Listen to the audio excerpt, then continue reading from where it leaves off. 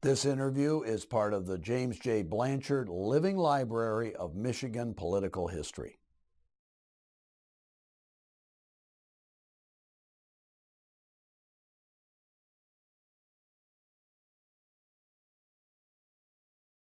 I'm delighted to be here with Gary Owen, former Speaker of the Michigan House of Representatives. My pleasure. You're not doing door-to-door in this political season, and are you missing that, thinking, damn, I wish I could get out and hit a few more doors today? No, I don't miss that at all. You and I both served a long time. I was 16 years. I think you might have been 22, yeah. 22, and that was long enough for me. I was, at the time that I left the legislature, I felt fulfilled with what I'd accomplished and what I set out to do, and it was time to do something else. And I felt that way. It was a very difficult job. And I think being a legislator was a little easier than being speaker. Being speaker with the personnel issues was far more difficult. Okay. And I got tired of that. Okay. Because you were dealing more with just administration, not so much involved in issues. Right. I would say out of an 8-hour day, probably 3 to 4 hours of it was dedicated to personnel and management of the House and those types of things. And and that wasn't what I signed up for, in all honesty. But it had to get done. As Lou found out, when you don't do it correctly, you get in a lot of trouble. Lou Dodak, who was your successor. Well, I'm talking about the House Fiscal Agency problems, and those are the kinds of things that you're responsible for, and you have to monitor it very, very closely, and it requires a great deal of time. Let's talk some about how you wound up being in the legislature. Your background personally, where did you come from? I'll give you the little program, because the Republicans were going to use it against me one time in the campaign. It's too late now. Yeah, it's too late now. But and it was all public anyway. They made it public. But I was born in my grandfather's house in Lawrence County, Alabama, on a little 40-acre farm, and my dad. And it was a character, to put it mildly. He ended up going to prison when I was about 6 years old, I think. It was 5 years old, 1949. He shot and killed his own first cousin. He owned a restaurant bar type situation.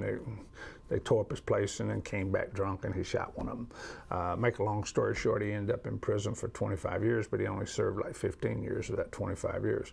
So our mother raised 4 of us kids by herself, and 3 of us graduated from college. She did a great job, and probably a single mom long before they become fashionable. And I came to Michigan after I got out of service. I went to service when I was 17. I didn't graduate from high school. And I went. You did not graduate? Did not graduate from high school. Never have. Never have. You could go back. I could, but I got an honorary high school degree. Okay. 3 honorary doctorate degrees, and 2 degrees from Michigan. So I got enough degrees to last me for a while. But I came up to Michigan, and after I served 2 years in the Army, and immediately my family, my uncle was here, and he was involved in politics. My father had... You came here because he was here? Was that what Yeah, my uncle was here, and my father was here. My father, when he got out of prison, came to Michigan, actually worked as a bodyguard for Andy McFarland, who was the last white head of the labor's local. I think that was his name. I hope I'm correct on that.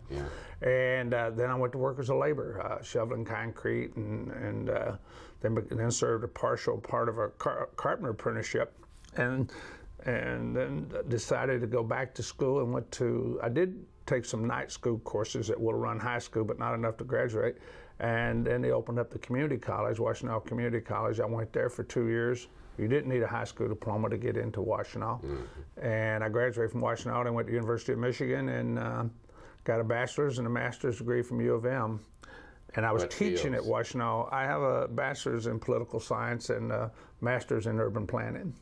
And I was teaching political science at Washtenaw Community College in '72 part-time when I was completing my master's, and I ran for the House. I, like you and some of the others that had university communities, it was the first time the 18-year-olds were allowed to vote at the universities rather than in their home districts. They could choose where to register. Yeah, it was up to them. And so I ran against a popular Republican incumbent and defeated him, and I think we controlled the House by 1 or 2 votes that time, right in that range. And the last person who voted my election voted about 7 o'clock in the morning. You know, There's a story. Is this an urban legend or a true story about election day in the Boone's Farm story? Yes, the Boone's Farm story. I can't say for sure whether it ever happened or not, but there's a lot of evidence that it did happen, that maybe some overzealous supporters had pickup trucks full of Boone's Farm wine and dropped it off at the polls when the kids were there voting. In order to encourage them to stay. Rather than leave, because it was raining. It was raining that night. And there was a story in the Ypsi Press, a lady who had worked at the polling, I think she was in her late 80s or early 90s, had practically worked at every election they'd ever had in Ypsi, and they asked her, did she notice anything unusual? And she said no, she didn't notice anything unusual, but she'd never seen people that happy to vote. So, okay. That was part of that story. That was 72. You were running as a Democrat against an incumbent Republican. 72 was not a good year nationally for the Democrats. Why the long lines? Because 18-year-olds could register and vote? Well, there was two things that happened. The Republicans controlled the city at that time, and so what they did is they put both precincts into one house. And so when you got there, it wasn't enough voting machines for people to vote. And we did a great job of voter turnout. I mean, the kids were very enthusiastic about voting for McGovern.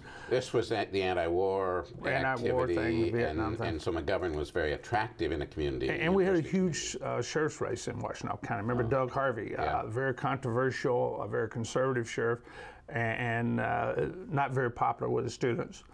And so not only did they turn out for McGovern, but they turned out, and Roy Smith was that was the Republican that was not very popular among the students, from tenants' rights issues and his hard stand on different issues, social issues. He wasn't very popular with the students on that. He was a very conservative social person.